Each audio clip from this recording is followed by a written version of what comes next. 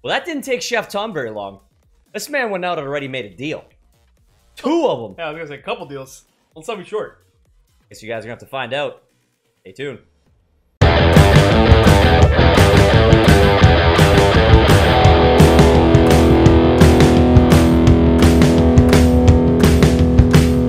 Welcome back to the Trade Man Cave. We're millennials. That's Chef Tom, the trade master. I'm the Jeff guy and the chef. Chef Tom, what did you do? I'd rather just do it in game. Okay, we're gonna do it in a game. Chef Tom called it. So, guys, after the last episode, if you watched, if you did not watch, we had a big game against the Leafs. Like, what, 17 goals in that game? Yeah, combined. Combined 17 goals. We took the dub. We won some hockey games. We're out here to take on the Capitals. With a new face in the lineup. You guys are going to see him right away. Top line. And we brought in a face that should be in the lineup. Was in the lineup. We're like, no. You go back in. Yeah, it's time. The kid should be on the team. He's a great player. We're talking about Captain in there. Yeah. I'll give you that one. Oh, yeah. He's going to be flanking that third line winger spot. You want some speed. First line, I figured, you know what? Let's get a little Skinner action happening because, you know what? I like Killorn. Great player. Thank you for all you brought. But I figured we need a little more of a natural goal scorer. And Skinner with his dancing prowls. With his figure skating? I was more than happy to make that quick trade-off. Literally Skinner in a fourth. Or sorry, Killorn in a fourth. Gets us Skinner in the bag. And I know you might say, but he's not signed. Yes, you're right. But we are well below the cap. Yeah, keep in mind, guys. Expansion team, man. We have cash to spend. We even get to the floor. I mean, that's kind of where we're situated right now. As we need to spend money. Otherwise, we're not going to be in trouble. So, free agency is going to be huge for us. Yep. You're going to want to stay tuned to the offseason, guys. You know, maybe a little John Tavares comes around. Never know. Never know. He signed with the Leafs. It could happen. He's a free agent. Hey, he's from Mississauga. He is a... Yes, he is. Oh, Skinner. Does that become a thing now? I feel like that genuinely becomes a thing. Well done, boys. Well done. Skinner's 19th from Kerfoot and Larson. I love it. Love it. Nice little pass off the Frick there. No dice. So we are going against a hard team here. Again, a great staple for the team here to see, you know, where are we really? Where do we stack up? Yeah, are we going to be situated enough to try and make a playoff run? So, you know, you guys, if you watched the last episode, you saw there was a lot of trade offers. A lot coming down the pipeline. Some first-round picks were thrown our way. Yep. Some heavy picks. Some prospects. You know, one of Chef Tom's favorites currently, Owen Tippett. He got offered to us multiple times from Florida. So, I mean, if we really can get this situated, guys, and see that we are worth... Oh, I did not expect that to come back. If we are worth the go here and this team's going to make a playoff run, Chef Tom and I will adjust accordingly.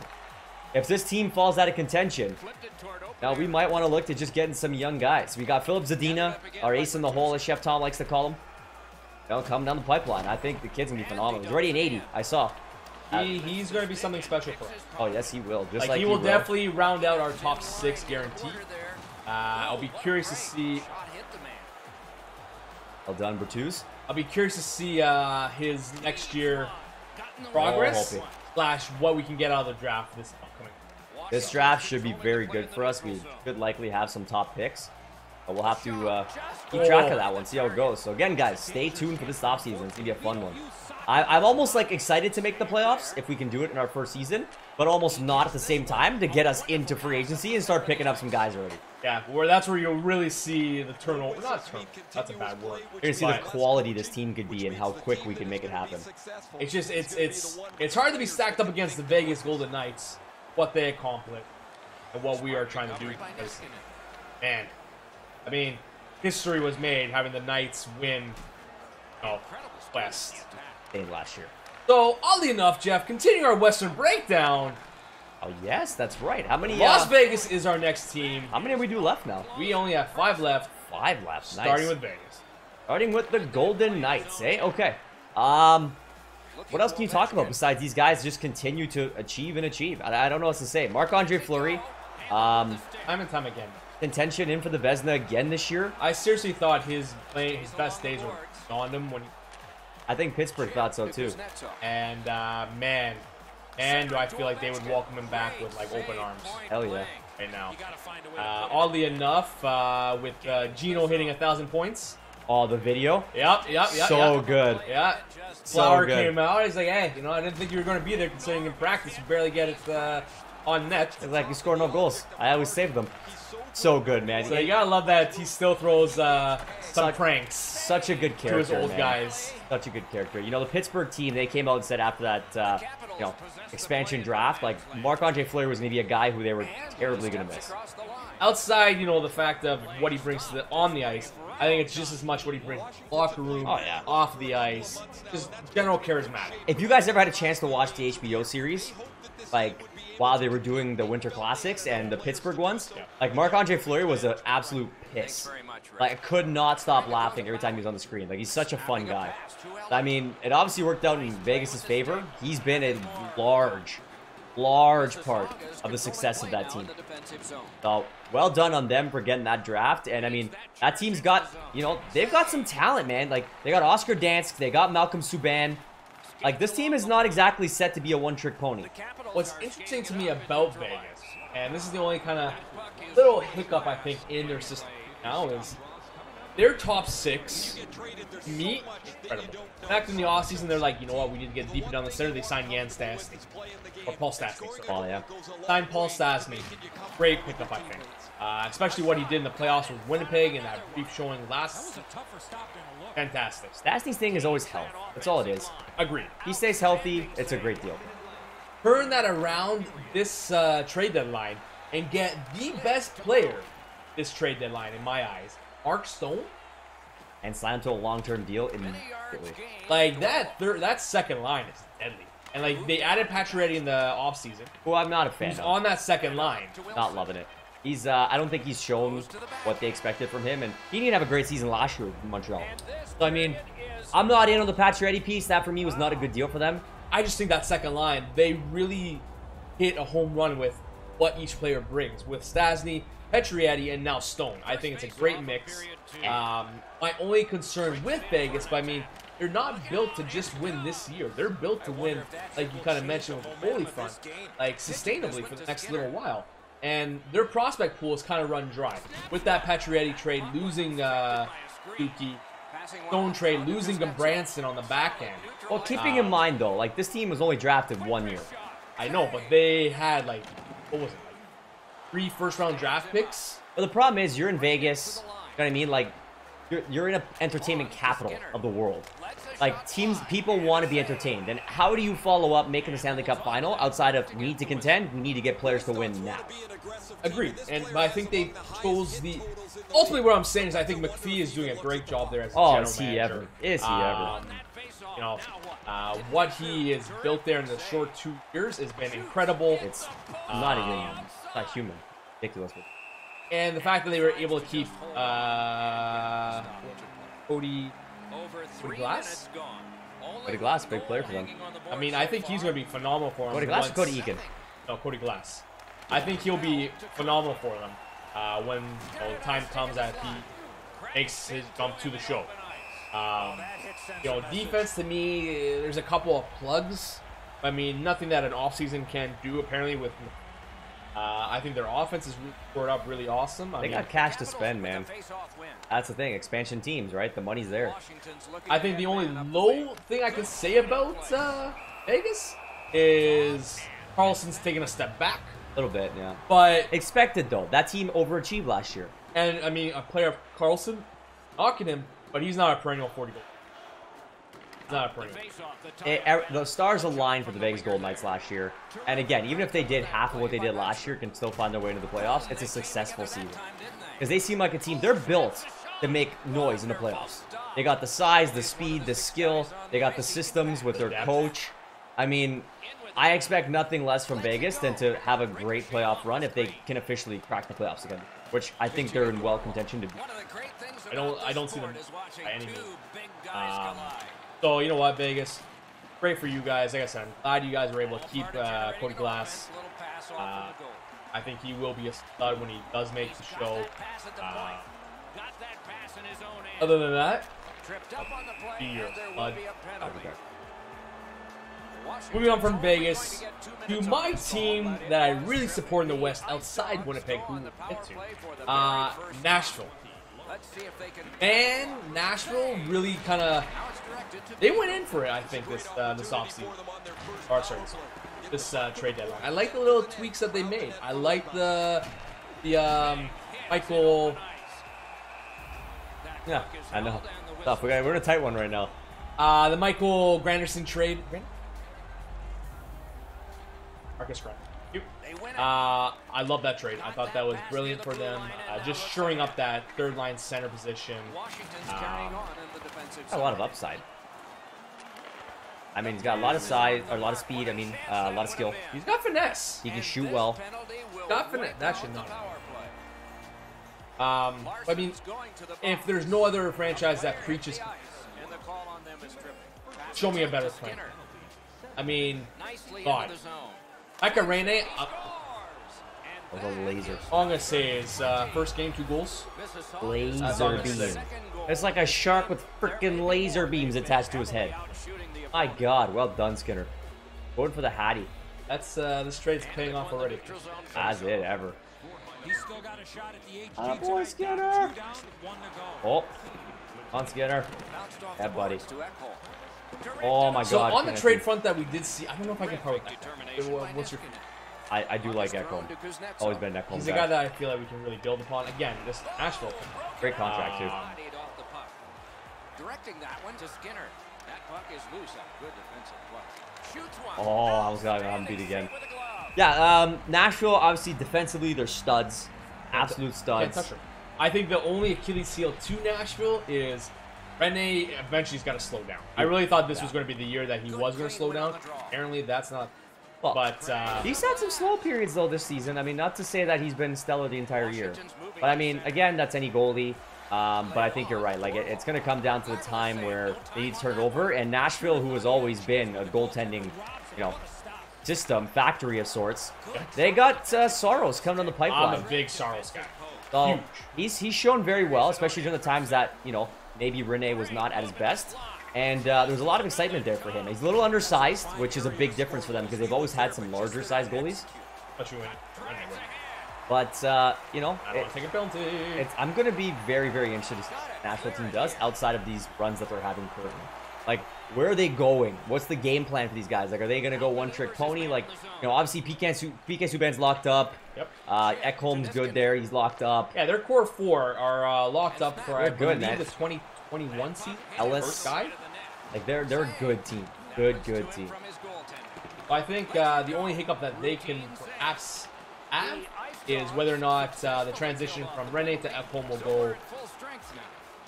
Rene to Saros will go smoothly, but honestly, from what I've seen in the sample from Saros, I don't see how it can't. Did they also not go out and get Simmons? Yep, they got Simmons on the cheap too. Yeah, like these guys, they made stuff happen here. Like they're well aware that the window that they have is not going to last forever, especially with Rene being the one to backstop them there. So I definitely like that they took the right steps to try to buy some space. Yeah, like get the players in place, which I thought was great. So I mean, good on them. And not giving up, key pieces. I wouldn't say too much. No, I thought it actually wasn't that bad. Like a buddy of mine from work, huge Flyers fan, and he thought that they had Simmons kept locked down. The Flyers themselves, we touched on them in the Eastern Conference episodes, but they're making their own push to the playoffs. And he was kind of hoping that Simmons was going to be around for that. And after the deal, he even said, he goes, I didn't think we really got that much for him. It skips me right now what they bought for, but nothing extravagant in the sense that if you're already making your own push, why would you trade a player from your active roster making a push already? Bingo. So with that being said, Nashville just consistency. That's who they are. That's their MO. I thought they were going to go through a little bit of a drought thing. Trotz as their coach way back when, but they proved it was there. Trotz found his answer. Apparently, all it was Washington. I'm happy you guys up. I'm a big fan of Trotz. I think he's a great coach, and he's also doing fantastic with the Islanders right now, with not much there. So good on him. But we've been through the Islanders. we've hit through Nashville now. This team, they're going to be a big one in the playoffs again. So a couple interesting Canadian teams. What can you say? In all honesty, in my mind, if you're not talking about Ratnan, Langskog, and McKinnon as the top line in the NHL, you have to say Johnny Gaudreau, Monahan, and Lindholm are the next best line. That deal between Calgary and Carolina just still baffles me that it happened, but it really seems like it's worked out for both teams. Lindholm is having a career season. Dougie Hamilton's doing fantastic in Carolina. Berlin there has been great. He's, going to hit 20 goals again. Hannafin's definitely not been a problem for the Calgary team at all. Yep. I mean, like, it's just a good hockey deal. And really, you don't get to see those a lot anymore. It always seems like one team, really ventures out to be the clear-cut winner, or it just doesn't pan out for both teams. You know what I mean? So, I mean, good on them. It's obviously been fantastic. My only knock on Calgary is their goaltending. It's just a flip of a dime. Who's going to start? It's the goalie AB, and really none of them are... I mean, I don't know who Rittich was coming into the season. I can honestly say that. He's shown some bright flashes this year. Is he the guy of the future for them? I really couldn't tell you. At the same time, he's also had some really rough games. Hell yeah, he has. And Mike Smith, same thing. I mean, obviously, he's a veteran. He's the guy they expected to have come the playoff run. And, he's shown this year that he's really not a consistent starting goaltender. So, his days of, facing 40-odd shots and, stopping 38 of them, Arizona, are... Oh, yeah. And I think that's what it was. It's the wear and tear. Oh, my God. Why can I not get 14? So it's the wear and tear, and it's also the fact that, there's a lot of rumors for Calgary that they were going to potentially be going and potentially making a pitch for Quick, making a potential push for Bobrovsky. Like, there was a lot of rumors going around the trade deadline of what they might do, and, obviously they decided not to make any deals with regards to a goaltender, and they're going to ride out with their boys, and I get it, I understand it. I just don't know if it's going to be enough for them in the playoffs. You know what the funny thing is to me with Calgary is that once upon a time, the last time the Calgary really made a good push in the playoffs, Kiprusoff in the back end, their defense was solid, and they just couldn't fucking get goals. Well, the craziest part was their defense was a lot of no-name guys, like back in the day, yes. Mike Commodore, Steve Monador. Yep. Like, they weren't exactly, names. Top-line name guys. Like, they played just smart, good defense. Plain and simple. Yep. No more, no less. And they were very good at it. Corey Sarich. Like, they really had Robert Regier. Like, man, that team was something else. Like, I remember watching when I was, obviously, Curtis Joseph fan. He was on Detroit. They played that series against Calgary. I think it went 5 or 6 games. And it was really a goaltending clinic. It was, Kiprusoff and Joseph stealing games. They had a couple overtime runs, some really close ones. And, just Calgary's crazy depth they had on that crazy defensive team held it out. What's interesting to me, the parallels I'm trying to point out here is that the defense has always been their backbone. Yeah. Their defense is one of the best in the league. They have Stone in the minors, which is insane. Okay. That was. Defense has stayed a focal point. Now their goaltending's kind of up in the air. It's not what it was with the off era, and I feel like it never has been since the but their offense, like the fact you have James Neal third line, and he's been trash. But such a letdown this year for them. Third line, James Neal. I'm literally just hoping that he'll come out in the playoffs. I mean, I'm pretty sure he's injured right now. He's been battling some often. Yeah, see, like, if he can get healthy for the playoffs, that is a great pickup for them. Like, Neal was a massive piece for the Golden Knights last year in the playoffs.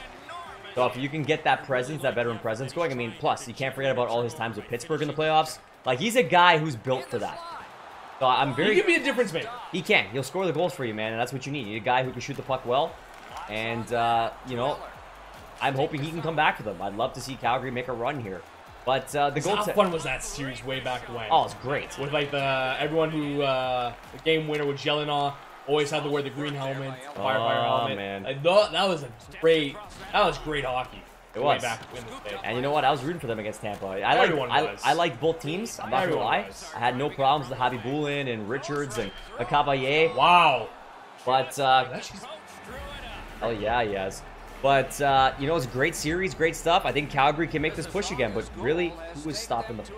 That's my thing. That's where it really falls down on, and honestly, I think that puts an end to Calgary. Oh, that does. Off to my favorite Canadian team, not Toronto, the Winnipeg Jets. Love them, they're so good. I feel like they could have done better in the trade deadline. I don't think they needed a Kevin Hayes. They made like 9 deals at the deadline, and it made no sense. Like, they were going out and getting plugs. Like, they went out, they reacquired one of their former players. They made a deal with the Leafs for freaking Par Lindholm. That didn't make sense. You give up Nick Patan for Par Lindholm? I honestly thought we fleeced them in that deal. Like, I was like, you gave up on Nick Patan? Like, nobody remember what this guy did with Team Canada and his like minors career? He just hasn't got an opportunity to get top line minutes. Like, give him top 6 minutes, give him top 9, give him something other than the 4th line. He's got some speed, he's got skill. Like, he's nice and he's gritty. Like, that's the kind of guy I want on my team. Yeah, no, I think we got the better of that deal. I feel that what they give up to get Kevin Hayes is fine. I really feel that does round out that line. I don't know if I think Brendan Lemieux is going to do much. I really felt like that was a win for them. Definitely a deal that worked out. But I mean, like, I feel like they might have gone to overkill. Like, Cheveldayoff is like, I'm all in. Like, plain and simple here. All in. Yeah, I really like Cheveldayoff as I think he's brilliant. But I think he knows that, like, the expectation is that they do something right. Oh, yeah. And I think that really forced his hand into some of these deals that he made. I don't know, man. I don't feel like that team can do it. I think they're built for a good playoff run. I don't think they'll win the cup. Damn it. I kind of favor them being as one of the top dogs in the West. I think they really can make a push to I mean, their defense is great. If they can get healthy again, Buff has been out for a pretty of this. Well, if that can happen, Tyler Myers, same thing. Gotta get back. Truba, Morrissey, but their offense has been lights out. Like, well, let's not forget that Patrick Laine did not have a great start to 2019, having some issues scoring goals, and of course, you know, not highlighted because he's not playing in Toronto. You know, Austin Matthews doesn't score for 5 games, and he's in a terrible slump. The Leafs to trade him, he's garbage. Laine doesn't score for 19 games, and they're like, oh, it's fine, he'll get a shot back. It's okay, nothing to worry about. That's just the market. I'm happy that in Winnipeg, for as passionate fans that they have, that they're not, you know, busting his. It drives me nuts. I hate the whole thing. I can really see, like, Winnipeg to me, they don't have goals. Hellebuck's a hell of a defense. Their defense, I'm sorry, is up there with Calgary. Offense, well, they were missing a little bit of that grit. Really, the only person I really found to have grit was like Blake Wheeler. Guys, Blake Wheeler and Scheifele, those were the only players that would have grit. Bringing in Hayes really kind of helps out with that area. I like Matthew Perreault. Yeah, but I mean, he's kind of regressed. But you know, I think they do have the pieces to make a relatively long run. I mean, obviously, playoff hockey's, but we'll see what happens. As we know, all it takes is one hot team, and you got a good team going into a playoff run that are donezo. So I'll be curious to see how that one pans out. So ultimately, Winnipeg, I'm happy with what they did. Great deadline. I don't think they mortgaged any future. I'll be curious to see what they do in the offseason with Laine being They got some problems, man. Kyle Connor, Laine. They have a lot of problems. That team is I feel that they're worse off than Toronto. Oh, way worse than Toronto. Especially because, again, you got some big contracts there like Buff that you can't really. They are older. Blake Wheeler, you know, as great of a player as he is, I think they did overpay him. Not to say he's not worth it. He's captain. But, you know, that's a steep price for a player that I believe signed now until he's like 6'7". So all in all, this year I think they're going to be great. Next year they'll still be dangerous. After that, time will tell, because that's where the cap is really affecting. They haven't signed Hellebuck. Huge. Very anticipated. So lastly, and actually since we've updated this, I'm surprised to see the best team in the West. Jose Sharp. I did not expect. I did not see San Jose to me is a team similar to Dallas, where like I feel like one day they're hot, next day they're cold, and yet lo and behold, they are holding down the top spot with 94 points. Shocking to me because I really feel like Martin Jones hasn't had a great year. No. Aaron Dell does not have the year he had last year. So I'm assuming it's just all based off their scoring a lot. And the thing is, to me, I'm like, where is this coming from? Like, Timo Meyer's finally turning the like, to me, he was kind of hovering around that bust label. And just based on the fact that, you know, when you're taking the top 10 picks, oh my God, kind of expected that you could. 100%. And if you're producing less than 15 goals a season, I feel that that's, you're not putting in, like, underproduced. No? And I think, so with you touching on that, like, I think the big part, not only so Meyer finally panning out, it's a lot of the secondary scoring with these guys. Like, Pavelski's still having a great season. He's still, like, excelling. Couture, obviously, you know. Joe. Yeah, Jumbo Joe. You know, Jumbo Joe, he's playing third-line minutes now. He's getting still tons of assists, trying to help his guys out. And it's just favorable matchups for him because he's usually playing, like, third-line pairings with Spence, right? And, you know, it's the depth. So it's the Kevin LeBancs. It's the Marcus Sorensens. It's all these guys who, I mean, necessarily wouldn't probably do much on other teams are really finding their way with this team right now. Oh, way to find that. I agree with threefold on that.